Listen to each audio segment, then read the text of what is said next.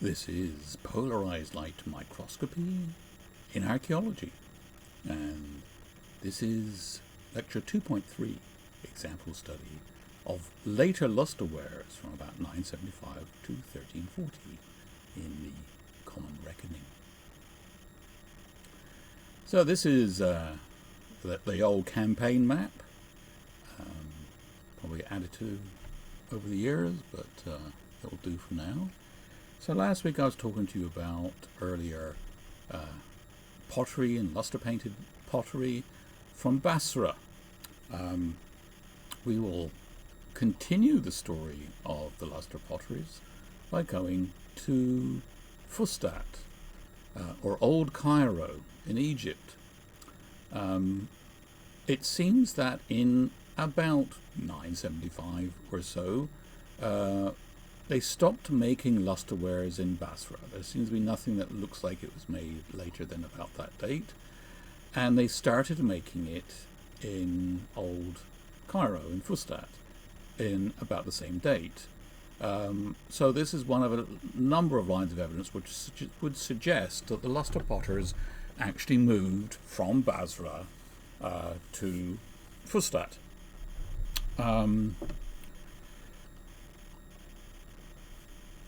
So we'll get on to possibly other evidence for that. So looking superficially at the designs, they don't look very similar, but if you look more precisely at forms and motifs, they're actually, there does seem to be a continuity. And of course, although before I started doing all this work on the problems of lusterwares, it was hypothesized that there were many centers of pottery production centers for the earlier Abbasid dynasty lusterwares that look like this. My research has shown that it's only made in one center, which is Basra. And then this later material only seems to be made at first in Egypt. The difference, and in fact this in some ways is very similar in that it has a figure with a fill decoration, and in fact some of the Egyptian ones will have, you see that there's V pattern infill here. But what's probably really striking you is the difference in the figural art. And as I said in the last lecture, it's only in this last phase of lusterwares made in Basra do we start to see figural art. And as you can see, they're not very good at it. It's nice, but it's not as good as it could be. Whereas this is really, really good, which would suggest if the potters had come, someone taught them how to paint, especially how to paint figures. There's a very African animal on it, of course, this giraffe. So one of the possibilities, as I mentioned in the previous lecture, that there is a possibility that the potters were Shia. And I talked a bit about that last week, in the last lecture. And one of the things that would be attractive about Egypt at this time was it was ruled by a Shia caliphate. And if you remember, I was telling you that the Caliph, which in Baghdad was the Abbasid Caliph, is the successor of the Prophet, or the word of the Prophet, blessings be upon him. The Caliph literally means successor, and so this is the spiritual as well as meant to be the political leader of the Islamic world. The Caliph in Baghdad was Sunni, but the Fatimids decided that they were going to be the Caliph, and they were Shia. And they're named Fatimids, or Fatimiyun, after Fatima Azara, who was the daughter of the Prophet, and Ali ibn Abi Talib, a very important individual, for which the Shia are named after. The Shiite Ali, you see. Ali. Very important in Shia worship is this individual. So they were Ismailies, and so there is amongst Shiism a number of varieties of Shiism, and I'll be mentioning a bit more about that. Not too much because this is a pottery lecture, but one of these we now call Ismailis, and these had a number of spiritual leaders called imams, and they were in hiding for a very long time. They say that it was a continuity, and it's not my role to question that. But they were in hiding, and they would send out missionaries that would just appear to be ordinary people who would try to convert people to their beliefs, called dais. And one of these is called Abu Abdullah al-Shi'i, and he was very successful in Tunisia. He enters the palace city of Raqqada in 909, and shortly after proclaims the then Imam, Abdullah ibn Hussein, as the Khalif for the Shia. And Khalifs often have regnal names, the names they're known as, and this is Al-Mahdi. And so we often refer to him as Al-Mahdi. And so he is the first Fatimid Khalif in here. And so they are knocking around for a while. They found a new capital here, Mahdiya, which is oriented towards the Mediterranean because they wanted to fight the Byzantines over here, which were running part of Sicily and part of Italy, but also in the long run head east and eventually hopefully conquer the entire Islamic world and become the Khalif for all of Islam. They failed. So this continued for some time as they consolidated their powers, and then a later Khalif, Al-Mansur, started in 934, and then another one in 946 was Al-Mu'izz, and he is the one that conquered Egypt. Okay, in 969 they conquered Egypt and founded a new city called Al-Qahira, the Victorious.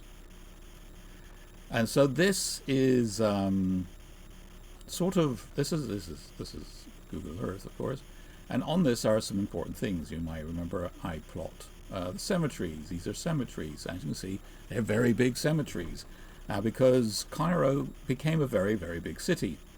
So it started off in the pre-Islamic period as being a fortress, possibly with an associated settlement at a bridging of the Nile or a crossing place of the Nile. And this is where the major fortress was developed for the siege of the castle and became the settlement where the forces of Islam found a home. They didn't want to go and live in Alexandria or any of the other major pre-Islamic cities in Egypt. They wanted their own settlement on the side of the river that's nearer where they came from. And so that's when Al-Fustat was founded. So if you remember, so this is like the windrows. If you know anything about Egypt, you'll know one thing about the Nile. Actually two things. It flows this way, and the wind goes in the other direction. So the wind comes from the north and goes to the south. So what that means is if you then start another city, what you want to be is upwind from where the city was before. And so this is actually a bit of a ridge going up here. And so what happens is they found a series of new settlements for their armies far away from potters and other unpleasant people down here, further and further upwind. And so Al-Qahira, possibly a little bit smaller than this at the time, was founded in 969, and probably potters would have arrived soon after. And I'm saying 975 because it's a nice round date. So eventually, this wall here, this is the Ayyubid wall created by Salah ad-Din towards the end of the 12th century. And so by then, probably most of this was more or less occupied. This whole thing was the city. So it became a very big city indeed. So, where did they make pottery? If the wind's going this way, I would suggest it would be down here.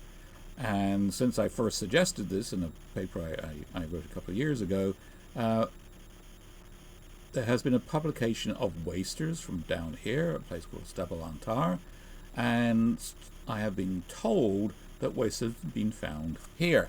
And I haven't seen these wasters. I can't guarantee that, in my opinion, they're wasters, but it's where I'd expect wasters, so I'm not arguing with it. But up until that, apart from later pottery made in the 13th and 14th centuries, there was no evidence for any of the pottery I'm talking about being made actually at Fustat, although a lot of it was found there.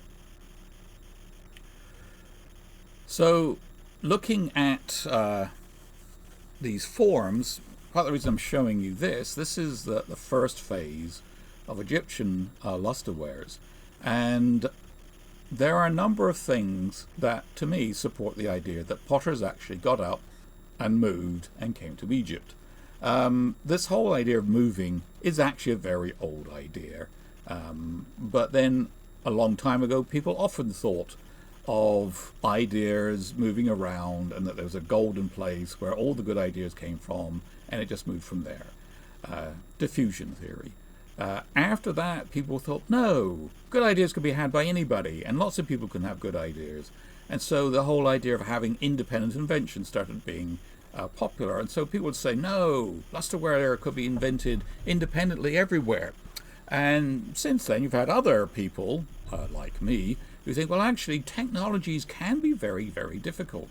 And it's possible that actually the idea does need to travel, either as an idea or people will take it with them. Now, there's a couple of ideas in this pottery. One is luster paint, which I'll get to. Another is the tin glaze, which I shall get to. Another is the forms. Now, during all the time they were making lusterwares at Basra, they were very popular. As I showed you, they were all over the Islamic world and beyond. And there were lots of places copying lusterwares, usually slip-painted pottery and things like this. But when you drew the forms, and I'm one of the very few people who study this pottery that actually do anything so obvious to an archaeologist as actually draw the forms, and I've probably drawn more forms of the lusterwares than anybody else.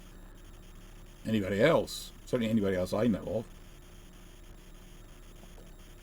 And so, and so when you look actually at the drawn forms, you can often see that a copy will be different. It will be in the tradition of where the pottery was made.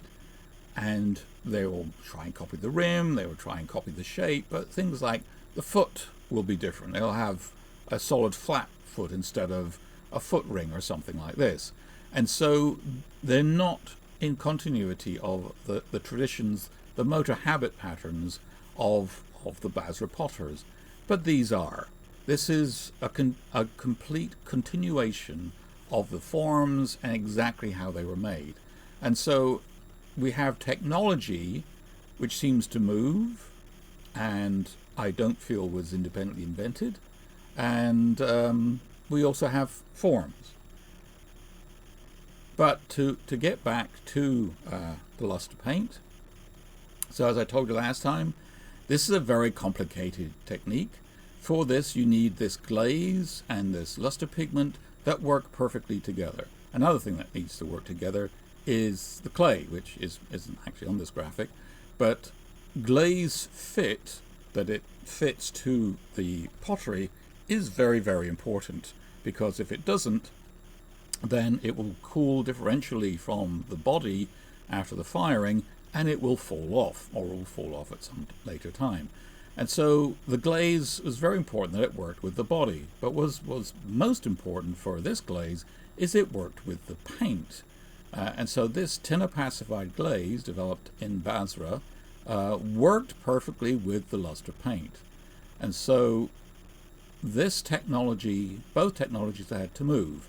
And I believe that the data shows that tin opacified glazes were not proven to be in Egypt before the lustre potters turned up.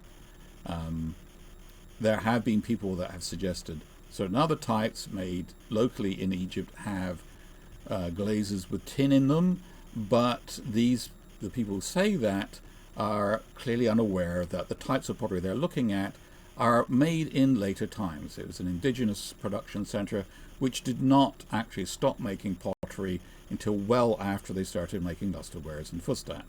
And so, since no one has done a good chronological study of this pottery, this other pottery, I question it, and I think when you get tin in other glazes, they're copying the lustre potters.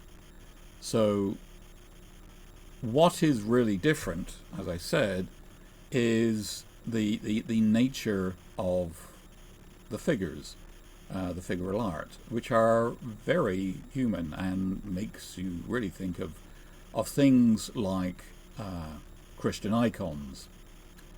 And in fact, there are things which look a lot like the Christian icons. And so you can see here, this potter is making something that some Muslims might be very uncomfortable to do, but these chaps are quite happy to make. And there's a number of lusterwares made in Egypt at this time that have Christian motifs on it, including one with a priest on it. So the actual clay, to get back to the petrography, is quite interesting. Clay mixing had always been a thing in Egypt. Nile alluvium is very important. It's pretty much everywhere where people live in Egypt. And so it's very distinctive, filled with inclusions from Ethiopia, typically. And there are also other clays which are derived from the local geology, marley clays from the limestones and kaolitic clays down in the Sudan from the Precambrian basement, which outcrops there. And so you get mixing between the two. The lusterwares, the first phase of lusterwares at Fustat, seem to have a nilotic element in them. They have all the inclusions that can be found in the Nile, and I have thin-sectioned wasters, later late medieval wasters from Fustat that are clearly Nile alluvium. I mean, there have been a number of other people studying Nile alluvium, so we have a vague idea what it looks like. So there seems to be some of those kind of minerals in it. Lots of, it mostly comes from Ethiopia, so it's filled with basaltic inclusions, things like that, and a few other things that it's picked up on the way down, but mostly it comes from up there. But this is, unlike most Nile alluvium, which tends to fire red, it's kind of buff-colored, and it has a lot of quartz in it, and it will also have carbonate in it. So that would suggest that it's a Nile alluvium that's had either a quartz-rich calcareous clay, or they've added a calcareous clay and quartz to it.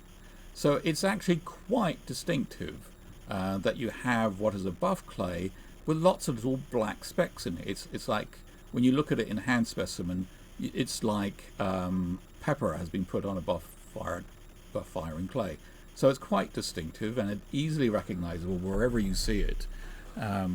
So it's really, I think, very likely that it's made in Fustat, because it is made partly with the Nile.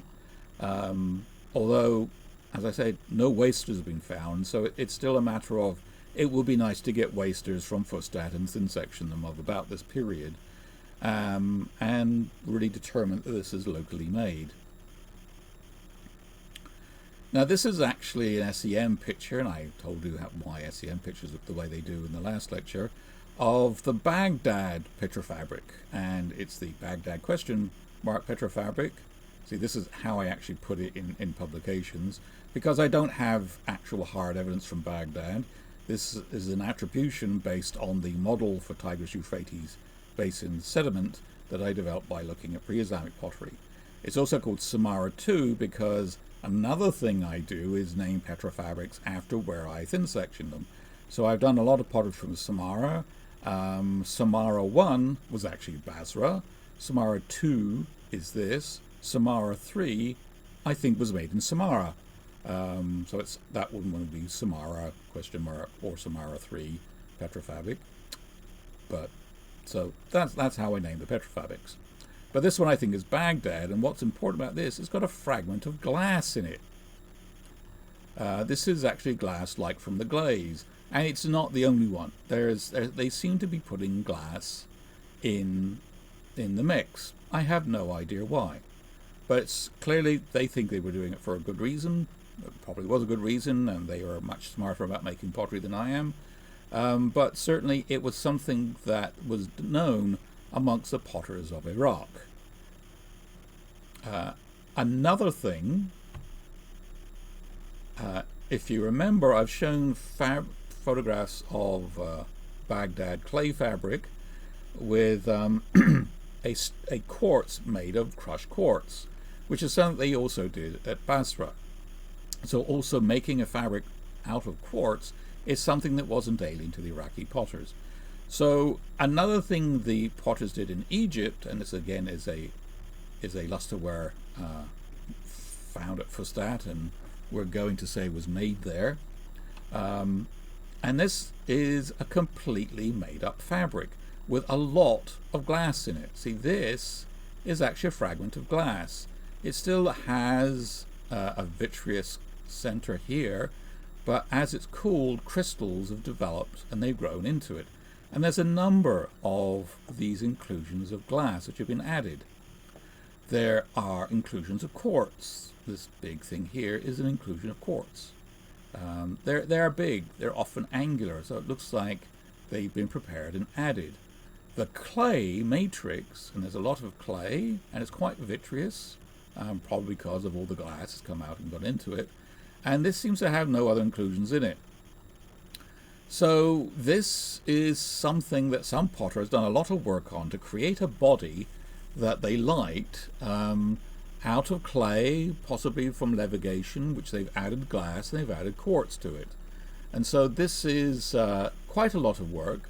These are not common fabrics in the Fustat pottery. I've only found them with lusterwares. So it's possibly something they were doing in order to create a body that goes with the glaze. So this is interesting. So again, I created these phases for the Egyptian pottery, and this is from the first phase. So most of the pottery was made with that calcareous nilotic clay, but a couple of them, some of them were made with this fabric. So this is the first phase, and with a lot of motifs which actually carry on from pottery made at Basra. This is the second phase of lusterwares we find at Fustat and elsewhere, but where we think it's made at Fustat in this case.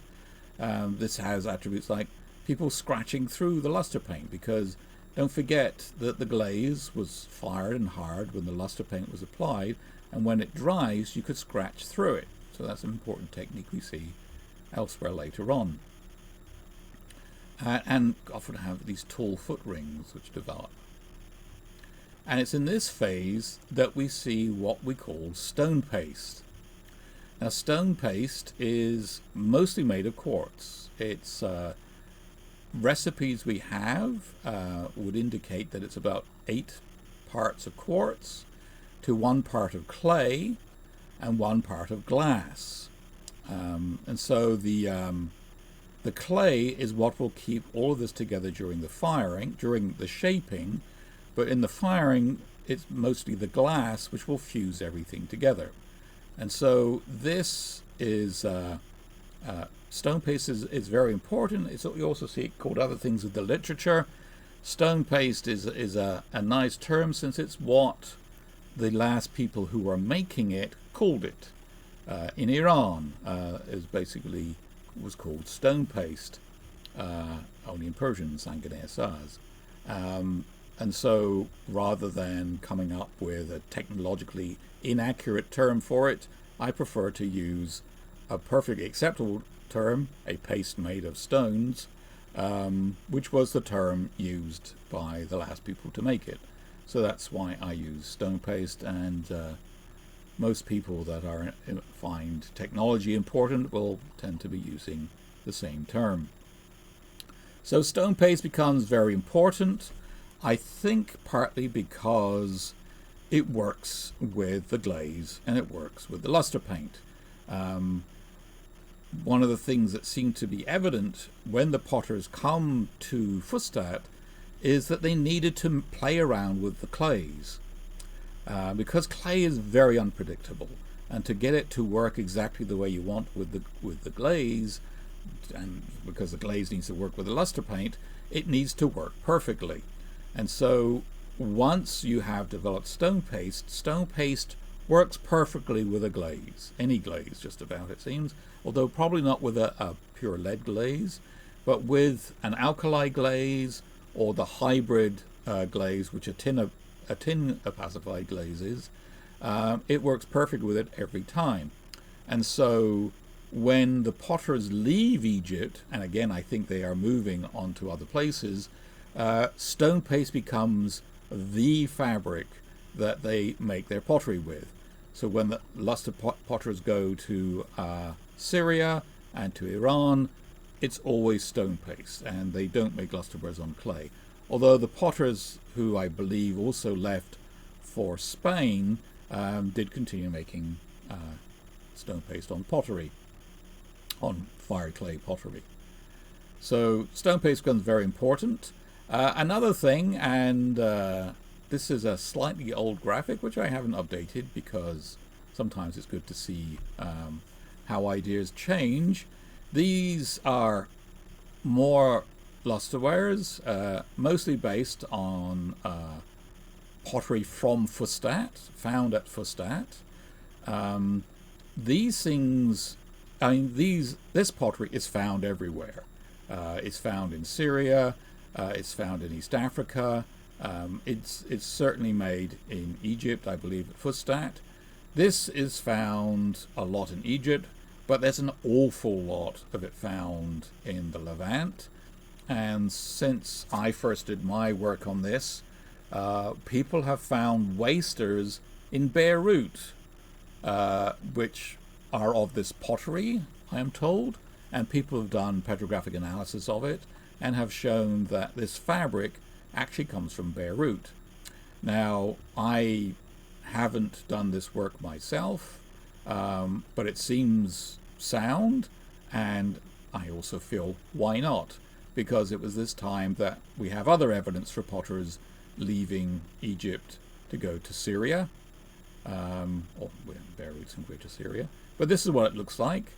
Lots of carbonate and quartz. And in fact, I had previously said that this looks like other fabrics we find in the Levant, on the coast there. And so it actually really isn't a surprise to me that it turns out that this is what Beirut looks like. In Egypt, they carried on making pottery entirely made of stone paste. And this would have a glaze like this, a clear glaze. This is a nice big jar. These are pieces from the Fustat excavations, and you can see they would have a variety of colors. This is actually a hybrid lead-alkali glaze, which I'll talk a bit more about in a second. So, Cairo was founded in 969, and if we put the sequence, and it can still be in the same sequence, because these still include lusterwares, and I believe it's still the sequence. In fact, you could probably put the other Syrian stone paste bodies wares here as well, because it's still, I believe, a sequence. These forms are actually quite similar to the ones we find on the first Syrian ones. Well, they're made of stone paste. So we can put a chronology because there are evidence for dating. There's a group of which some of them are signed by a chap called Muslim bin al-Dahan, a chap whose name is, or he is, a Muslim, or both. Presumably both. I don't think his name will be Muslim unless he was a Muslim. But he's the son of the painter, which I find very interesting, especially since his name is Muslim and his father maybe wasn't a Muslim. And when we get to Iranian lusterwares, Persian lusterwares later on, there seems to be family continuity in the potters. And so one way of possibly getting into this was marrying into it. So I have to wonder if this potter who painted these wonderful figural pieces, this chap, was actually, his father was a painter, a Coptic painter. Purely speculation, but it would explain why his figures are so very, very nice. I'm going the wrong way. Oh yeah, here you go. See, this really looks like it was painted by someone who knew what they were doing, whose father was a painter.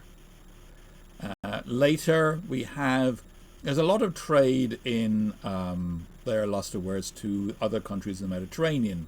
These are from Italy, where they were stuck in the walls of churches which have dates on them, which is quite nice. They know when they were built. And it's not like these were kicking around for a long time. They probably went straight off the boat and straight into a church. And these, the Beirut ones, we find, of course, in Fustat. I've said most of the pottery I've looked at was from Fustat, but also from Syrian sites. I've also looked at a site called Tel al-Asharna, which is a very short period, 1109 to 1112. And this was one very big one that people left there. So this is actually a major division of the Crusaders, which made me think, that's interesting, the Crusaders come in. And so I started looking at other unpleasant things other than Crusaders coming and killing people. And Egypt is interesting in this regard because it looks like the lusterwares are mostly made there, certainly for this first period. And the market is probably mostly there, although there's also a lot of export wares. And so I started looking at what was going on. And there are a number of unpleasantnesses. I'm just like looking at them. Famines happen in Egypt. The Nile doesn't do what it says it's going to do. And people get hungry or they starve. There are some particularly bad ones, like this famine of about 1065 to 72 is several years long, look, 7 years long. And people, normally in a good famine, people are eating the dogs and the cats and the rats. But in this famine, it was said they were actually eating each other. So this was a particularly bad one. The Seljuks come and besiege Fustat. And this is like a very bad time to be making very nice lusterwares for probably a slightly elite custom base. So I would strongly imagine that during this famine, they weren't making a lot of lusterwares.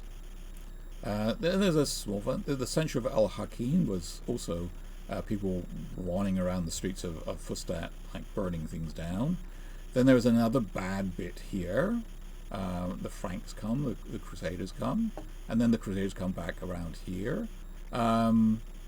So what is interesting about this? So these divisions are kind of just somewhat arbitrary, but the way they coincide with bad things happening in Egypt make me think that, say, let's take a few assumptions. Say these dates are correct, okay? That more or less this is correct. Another thing that is interesting is, why are there like distinct phases? Why does this pottery, although we can see continuity, is different from this pottery? And so these are like 50-year periods. So this isn't like a generational change. That would be like 25 years. But there's a sufficient change between this pottery and this pottery that it looks like a subsequent phase. Why are there phases? Why do you have, like, it changes so much from about this time? And so it occurred to me, well, maybe what happens is that production isn't continuous. That we do not have, like, 10,000 pots made every year from this year to that year with no interference with the production. Because, that would be kind of unlikely anyway.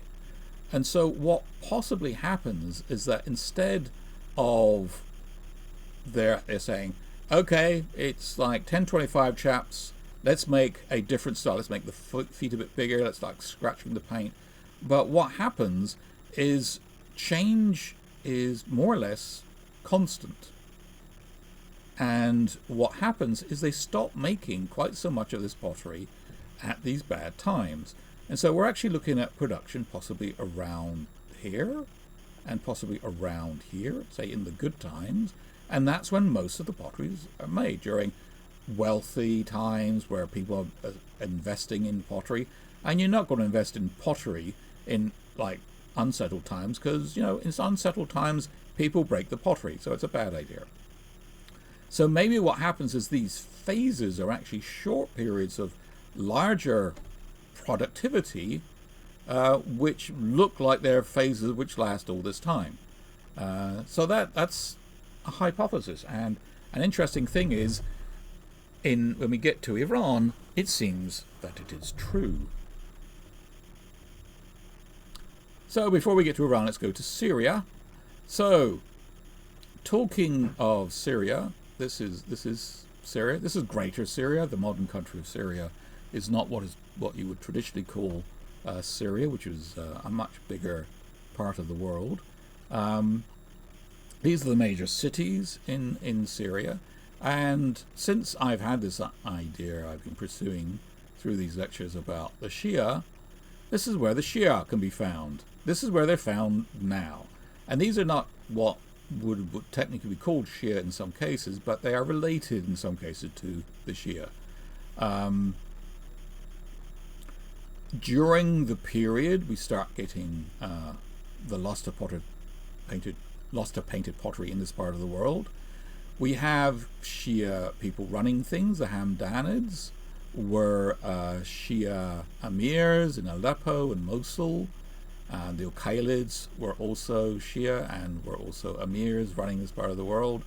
Of course, the Fatimids that were actually running this part of the world up to about Tripoli. For most of the time they were in charge. And then you have other people coming along. The Druze down here and at other places. And so this is where they are now. Where they were in the past is probably a bit more complicated.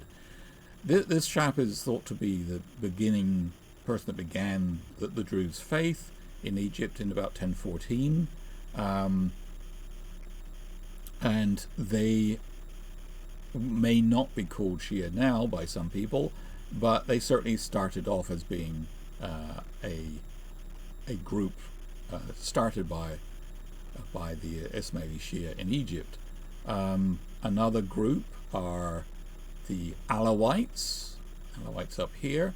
Again, I believe some people would say these are not Shia, but they started off as being Shia in the 9th century. Sometimes they're called Nusayris, after this chap called Ibn Nusayr, who started off this thing, supposedly, and they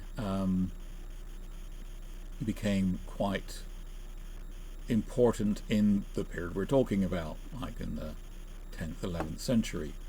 Another thing that we can put on here, we have the more normal, shall we say, Shia, the Twelvers here, and the Ismailis. Remember the Ismailis I talked about are spread around. These are interesting. These are the Ismaili Castles, which you've probably heard of the term assassins. So these are the assassin, I'm doing like quotation, like my two fingers are twiddling as I say assassin, up in the mountains here. So there's a lot of that going on here, and there's a couple of their castles here. So this gives you a vague idea of where Shia were in Greater Syria at this time. and where they were, where we might find Shia developing, because there was a lot of missionaries being sent out from Cairo to spread the word, shall we say, in other parts of the world, including Syria and Iran.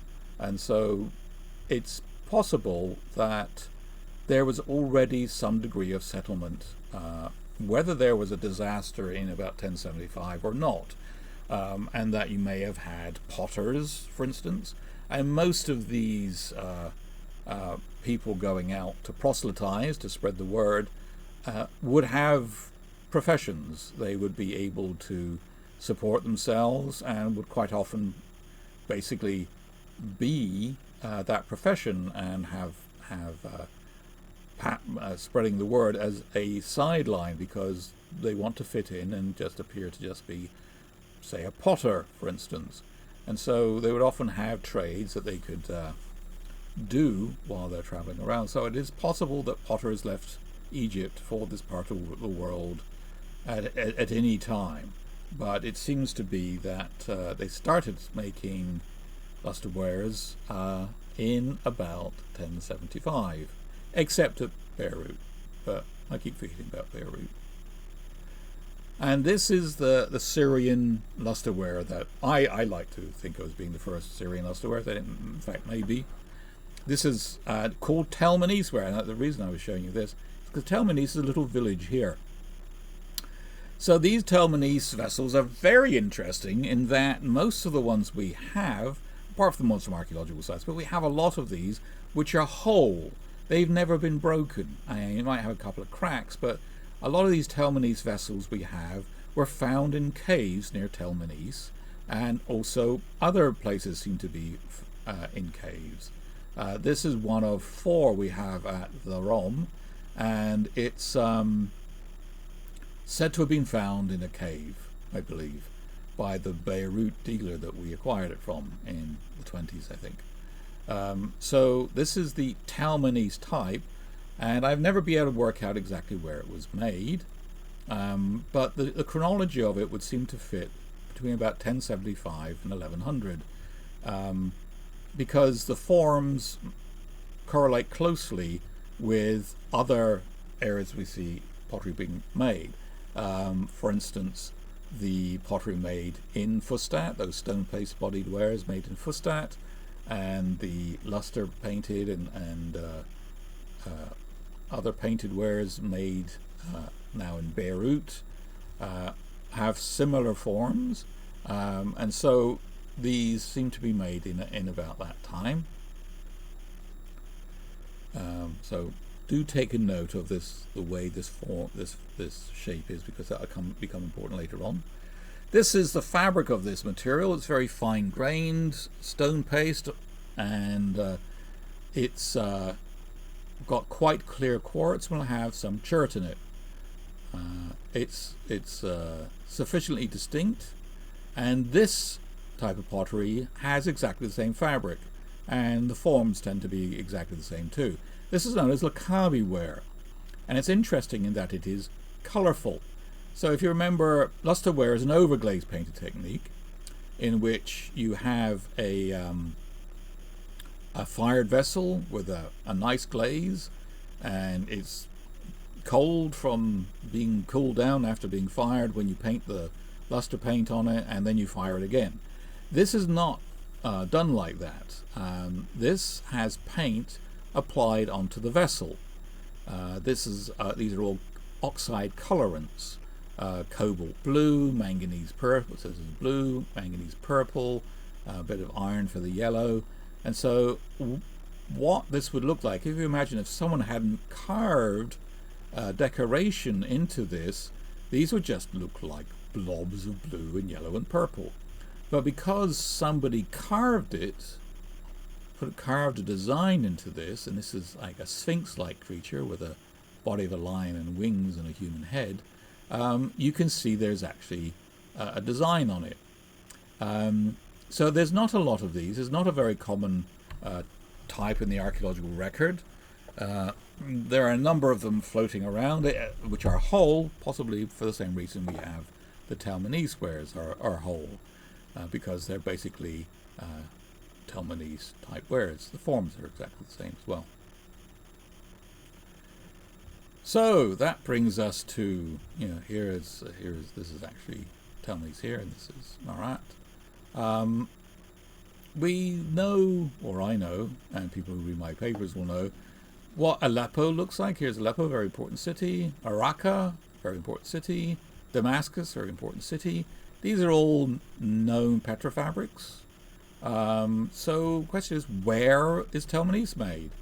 You might want to start by looking at Telmenese. So here's Telmenese, the village.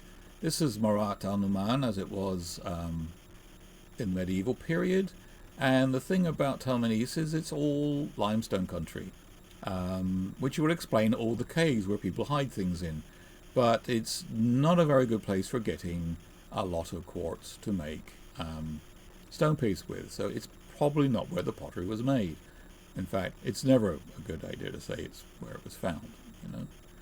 So that's an interesting thing. So if this was made between 1075 and 1100, there's a couple of things going on in this part of the world. Up until about this time, there's a lot of Byzantines coming down. And in 1070, shall we say, all this area was run by the Byzantines. And then there are these people called Seljuks, which I will talk about a bit later on when we get to Iran, these are Turks.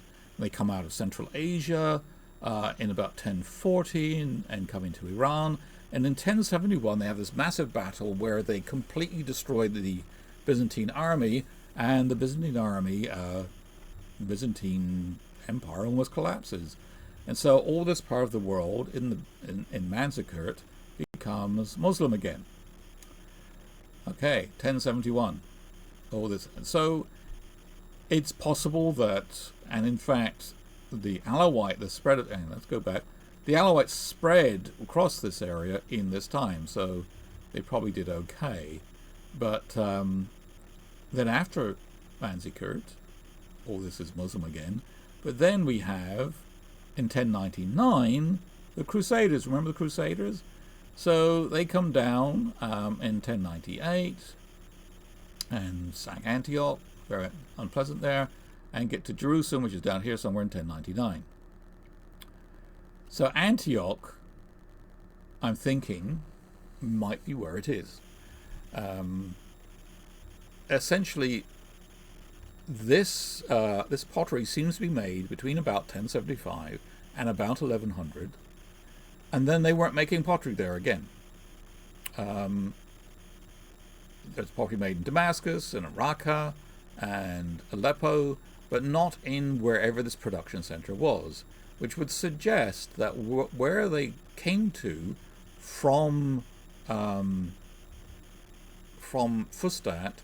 they then left it and didn't go back again. So they obviously carried on in Beirut, but they did not carry on in this center. So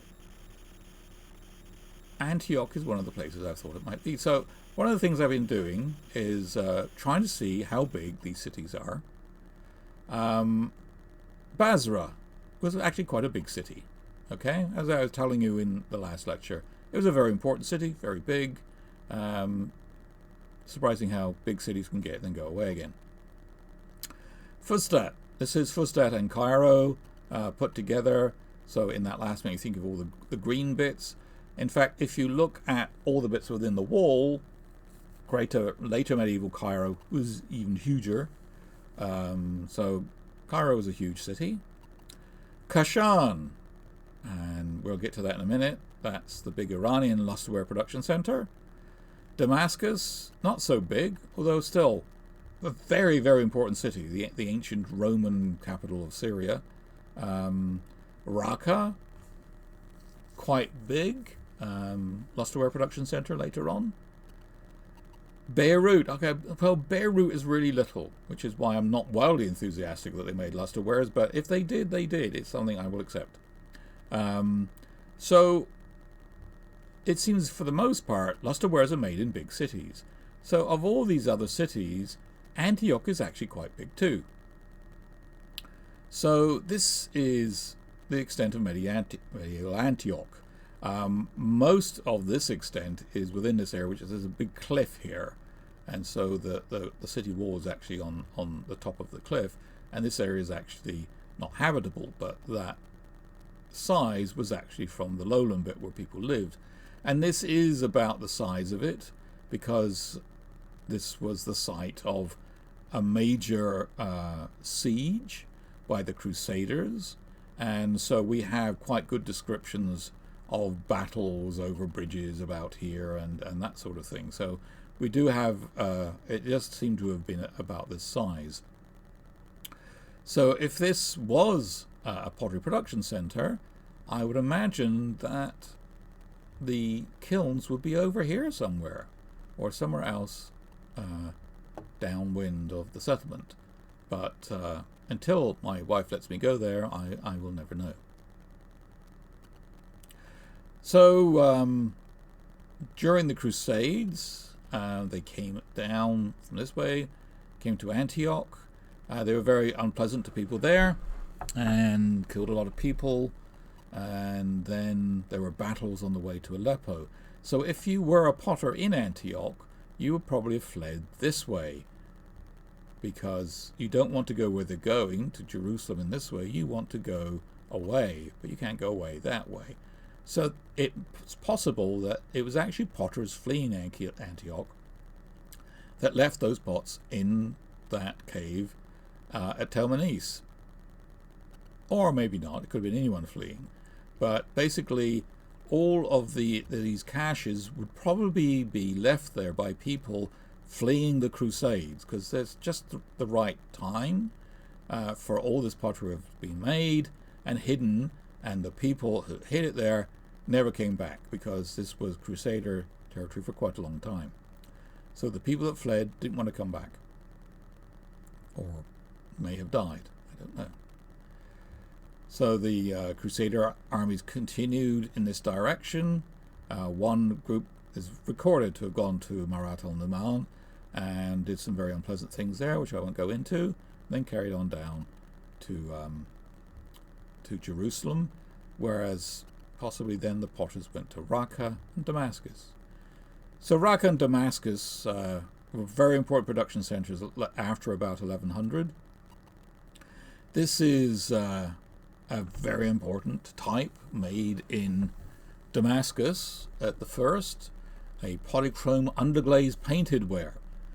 It's really quite attractive. Imagine what this would have been like when it was new, and it would have been beautifully bright colored paint. This is a new technology. It's on stone paste again. This is what the Damascus Petra Fabric looks like.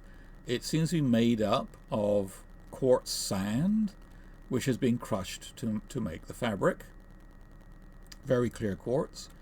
This is a kind of pottery that was made, lusterware pottery, a lot less finicky style, which would mean less man hours, which might suggest that it was less popular and was less worth investing time in it, because people wanted these beautiful polychrome wares. Sorry, we need to see that. So what's interesting about these later lusterwares made after 1100 is the luster paint itself is very different. So if you remember, there is copper and silver in luster paint. This is more of a silver-rich luster paint. This is a very copper-rich luster paint. In fact, this is probably mostly a copper luster. And so that would suggest, and in fact later lusterwares made in Syria are mostly copper-rich, which would suggest that when they started making this lusterware and stopped making this lusterware, there was a shortage of silver. So a silver shortage, I thought, that would explain this. And then I thought, well, isn't somebody talking about a silver shortage in something I read once, and so I knew who it was. So I went and asked, what was this silver shortage thing you're going on about? And they were talking about, I think, metalwork at the time, and it was based on coins or something. But it was basically because of the Crusades. And because there was a Crusades, for some reason, there was a silver shortage, possibly because it was interfering with the sources of silver. And so that would actually work in perfectly with, there's no silver, so let's not put it in the luster paint, let's make it a copper-rich luster paint, which is quite interesting. This is Raqqa, one of the big production centers at the time. This is got a lot of, one of the things I look at in stone paste is the fluid inclusions in the quartz. And the Raqqa fabric has a lot more fluid inclusions than any of the other Syrian fabrics. So this is glaze chemistry here. So this is a Telmenese lusterware. This is one of the Lakabi wares, and they have lead and they have sodium and potash. This is a hybrid glaze, and this glaze first developed in making tin-opacified glazes. These don't have tin here according to this, although I'd have to admit this one here does have tin in it. You can see it, this one in the ROM, but all the ones I've analyzed do not have tin in it. So this is actually anomalous for the Telmenese group. This one does not. It's a clear glaze. In fact, if it was tin-opacified, you wouldn't be able to see the paint, would you? Because the glaze which goes over the paint would completely obscure it. So that's an advantage of having a clear glaze, is that if you paint the pottery or carve the pottery, you can see the design that you've put in it. So then they change to this with a silver-rich luster, this copper-rich rather luster, and this is on an alkali glaze. And so all the later lusterwares made in Syria have no lead in them. They have just soda and potash. And so what is interesting about that, so there you go. What is interesting about that is this may have something to do with the switch to the copper-rich luster paint, because the technology you have to make the luster paint is a reducing atmosphere. And so if you're trying to reduce a copper-rich luster paint, if you have tin in the glaze, it will also reduce. And this is possibly a waster from a lusterware production set. It's possible this is luster paint on here. We're not entirely sure where this is from. It's another distinct Petra fabric, but again, this would seem to be what happens when you fire a lusterware with this type of glaze, but this type of luster paint. It doesn't work. So what's interesting about it, so is if you switched, in this case, to alkali glazes because of the luster paint, what happens to this type of pottery? So the thing about having lead in the glaze is it makes the glaze runny. And so when the glaze is runny, you can't just paint on it with an oxide pigment and do anything to go blotchy. But if you paint under a clear alkali glaze, oh look, so that turns into that, it'll turn into underglaze painted ware. So it's possible that as a consequence of changing to this copper-rich luster paint because of the silver shortage, they invented underglaze painted ware, because it's basically the same, only it's not carved. It's got a stone paste body. It's then painted with oxide pigments, and then it's covered with a glaze. In this case, it's carved beforehand. In this case, it's not. And so more or less the same technology in this case becomes underglaze painted ware, and this is why this is by far more common than this in this period. And so from about 1100 to about 1200, most of the lusterwares Most of the nicest pottery made in Syria are actually these underglazed painted wares, not lustre wares at all, more common pottery. So because this technology is actually quite simple and no crazy second firings and all this sort of thing. So that's underglazed painted ware. So the later, this is from made in about 1200 to 1250. This is this style is only made in Raqqa, and is a very distinctive style.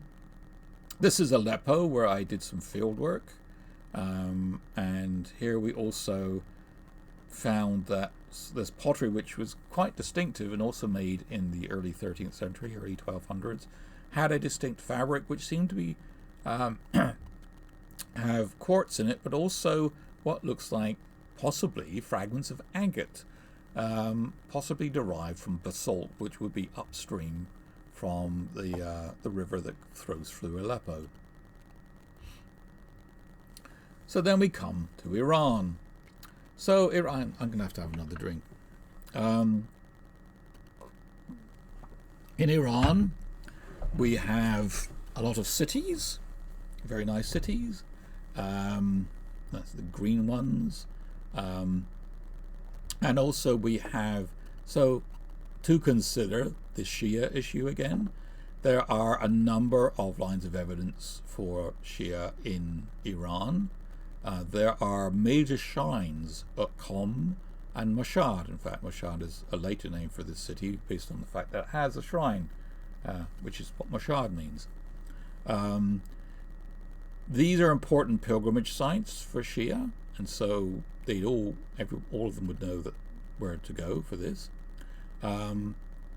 Other lines of evidence are all these castles which are built by Ismailis. Now these again are these people that, while I twiddle my two fingers on each side of the word, are assassins, Nizaris, and these are built not in probably a very good place to have major pottery production centers, so they're not particularly useful, but it does show you that there were a lot of Shia in various parts of Iran.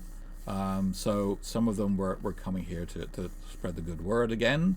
Some of them were, for instance, Alamut was the biggest Nizari castle, and so their founder of this castle as a Nizari stronghold, I believe, pretended to be a cook or something, or was he a tailor? Anyway, pretended to be something and eventually took over the castle. And so again we have this indication that you have these people who have trades, who have things to do, who come here to spread the word and spread the word in different lands. So there are a number of important cities here.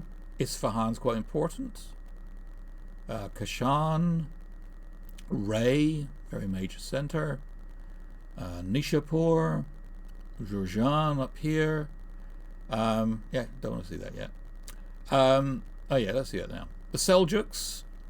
I mentioned the Seljuks. So they came in about 1040 from up here, and conquered all Iran by 1055. And unlike some people come and conquer things, they just want to kill people, the Seljuks seem to be very benign in a way. A lot of people complained about the taxes, but what they did with the taxes was to build things and make the roads safe and all this sort of thing that people complain about. Or they don't complain about, they complain about the taxes, not what's done with it. And so the Seljuks did a good job of building the economy, and in fact in art history we often call this the Seljuk period, even though it ended with the Ilhanid period, or with the Mongol period in about 1221 if it's the Mongols, and about 1260 if it's the Ilhanid, who were more Mongols. I'll get to that in a moment. Called the Seljuks, even though the last Seljuk died long before, because basically this period of wealth and prosperity was founded by the Seljuks. The Seljuks, however, were Sunni, and the Shia were often not happy with them, but they liked their prosperity and making things in that period, so they were fine. And in this period, there are a couple of major centers referred to as being Shia places populated by Shia. This chap Nizam al-Mulk, who lived from about 1018 to 1092, mentioned a couple of centers, but particularly Kashan, and that they were entirely Ismaili. And he also said their leaders were magicians, which doesn't seem very nice. But so there are a number of writers that talk about Kashan as being an important Shia place. Also Qom, which is close by, and a couple of minor centers. But that Kashan is often singled out for being a Shia, and particularly Ismaili center, is quite interesting in that this seems to be where they're making lusterwares. Purely by coincidence. So, just quickly go back. So Isfahan is down here. So Isfahan is a very important center. It was one of the capitals of the Seljuks, and this is where we get our first evidence of stone paste being made in Iran. It's from construction of the Great Mosque of Isfahan, and the building would have gone, or this particular part of the building would have gone up in the winter between 1086 and 1087, and this was in the foundation trench along with a lot of other pottery of this type. And its stone paste actually has a tin of pacified glaze, and it has that same little foot going off at a bit of an angle as the Telmenese ware, so it's made in about the same time. So whether this was made, the excavators think this is made in Isfahan. I don't have a problem with that. I would really like to thin section some of it to see if it looks like my later Isfahani pottery, but it wouldn't matter if it didn't. What matters is, where is it made now? So we have other fabrics found in pottery in Iran. So this is Iranian pottery. Rey 3. So Rey is an important site. It's now within Tehran, which has turned into a massive city, but it was a major city of its own. Tehran became a significant city much later on. Rey 3, I think Rey 1 is actually the Kashan fabric, but Rey 3 is this, and it's very fine, very clear quartz, and they made a lot of underglazed painted wares. Most of this is from the early 1200s. Then you have the Rey Petra Fabric, which is based on a waster from Rey, which is also quite clear quartz, made of sandstone, because it has rounded quartz, but it has fragments of carbonate attached to the rounded fragments, which are from the matrix of the sandstone. So it's possible that there's a lot of sandstone around there which they processed to make the stone paste fabric with. And then you have Kashan. Well, you have other evidence. I mean, the problem with lusterwares is, if you remember the technology, the paint is applied in a later phase. And so when you make wasters of pottery, it tends to be in the main firing. And so if there's been some damage to a pot, it will be in the main firing. So if it's covered with luster paint, then it would be a very subtle waster indeed. So for instance, this fragment, which was thought to be a waster of lusterware, because it is lusterware, and it's thought to be a waster because it's got these chips of pottery fused to the bottom of it. But in fact, if you look at it, this would have been during the main firing, and this would be an open vessel, a jar or something, and it's possible fragments of pottery fell into the jar, it was fired, and then luster painted.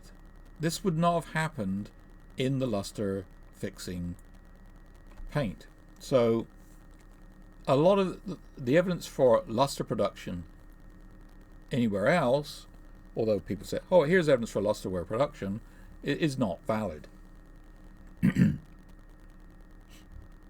There are also, I mentioned the city of Jurjan. Jurjan was a place where they found a lot of pottery that looked just like this.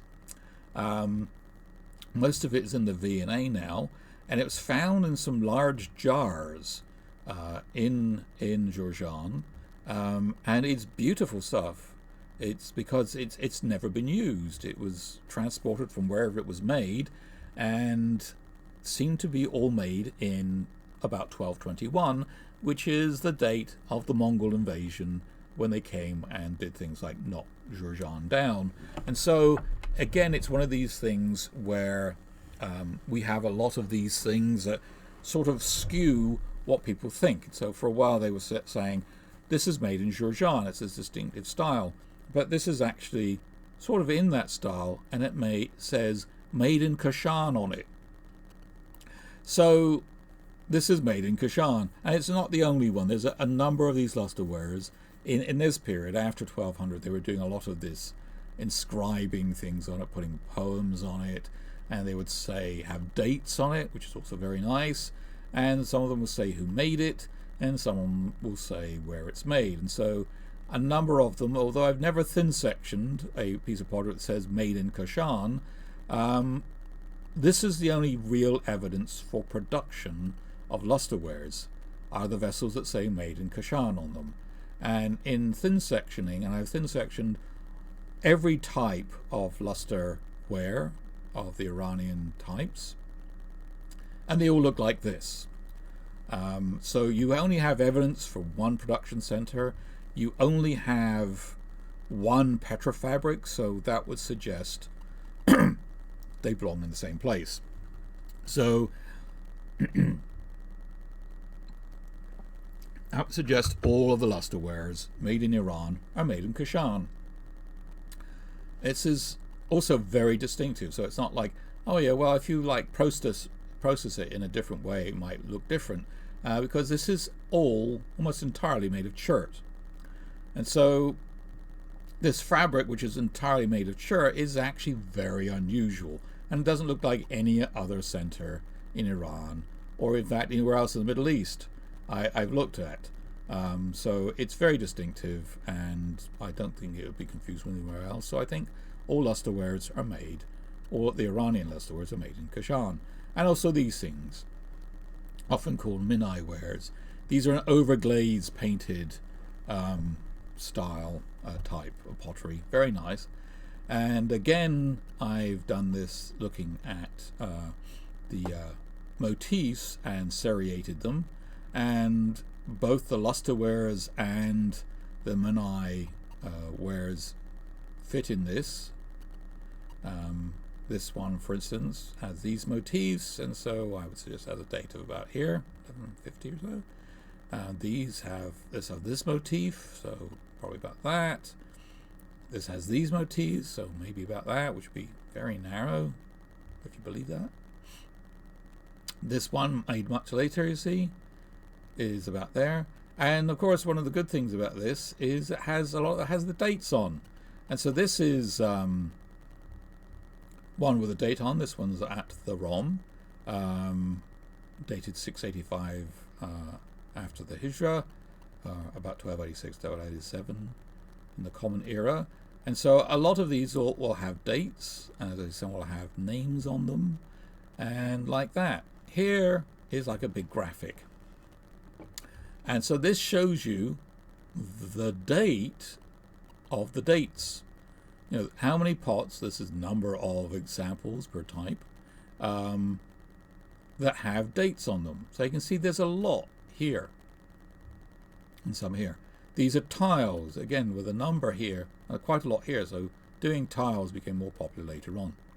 And here's some minai, here's some underglaze painted, and here's some monochrome. And so these dates are quite interesting in that there's a lot of them here, and none here, and some more here. So if you look at the two together. Now, when I first did that typology, that seriation, let's go back to the seriation. Let's go all the way back. When I first did all of this, I created these this sequence 1, 2, 3, 4, 5, 6, 7, 8, 9, 10. Okay? And so that was based on looking at the motifs. And the unfortunate thing, or actually the fortunate thing about a lot of this pottery, is it has these dates on it. So you can see that how well that chronology works. And when we have the dating, it does work sometimes. These don't seem to work. 8, 9, 10, very nice. Group 4. 5, 6, and 7 seems a bit like contemporary, in fact. And it's probably more like a supergroup. But what was actually interesting was that there was a group in between. And this was invisible to me because there weren't any pots. You see? This isn't just a count of how many pots with dates. It's probably a count of how many pots there were. And so they were not making pottery in this time, so that this was like a gap. And when I actually realized that there was a gap, I could find, like, here's a couple of pots, and you could see that there was another style which was between these two, but there was hardly any pots because there was no pottery. So another thing is there seems to be a sequence of people. So these are all the signatures of all the people that signed the lusterwares and other pottery. And you can see, like, this guy did a lot, Abu Zaid, very well known. But it seems to be, in this case, that they're quite common names, Ali, Muhammad. Ali is a very important name amongst, as is Hussein here, amongst Shia. This may be a father-to-son thing. So this is quite reasonable if we're actually looking at this and thinking, these potters are moving around. And also if we're looking at lusterware as being something which is probably a secret. One European treatise writer about this thing said that this was a secret, the technique of making lusterwares. And so this is probably a secret, passed father to son, and also to others. I mean, in any business, sometimes you might run out of sons. Your daughters might marry other people's sons who also are quite talented, and you want to have them working for you as well. For instance, this chap, Muhammad ibn Muhammad al-Nishapuri. So this Muhammad, who made this pot, was the son of another Muhammad who came from Nishapur. And of course, you might think, oh, well, maybe they were making pottery in Nishapur. Well, they actually were making pottery in Nishapur, but the piece of pottery this chap put his name on also said made in Kashan. So, no. He made it in Kashan. So if this guy came from Nishapur, or his dad came from Nishapur, I don't know if it's like Muhammad al-Nishapuri, the son of Muhammad, or Muhammad, the son of Muhammad al-Nishapuri, possibly both. But he came from Nishapur and somehow got into the business of making lusterwares, which again makes me think of Muslim son of the painter. Maybe you can marry into it, or maybe you can be adopted, or in some other way a potter can be taken up by the continuity of this family of potters. Oh, there he is, yeah. So, to get back to the gap, which is what this I knew this red arrow was coming, you see, so I knew I'd have to come back to this. So this is actually the Mongol invasion. And the Mongols weren't your average sort of like invader. They were like really serious.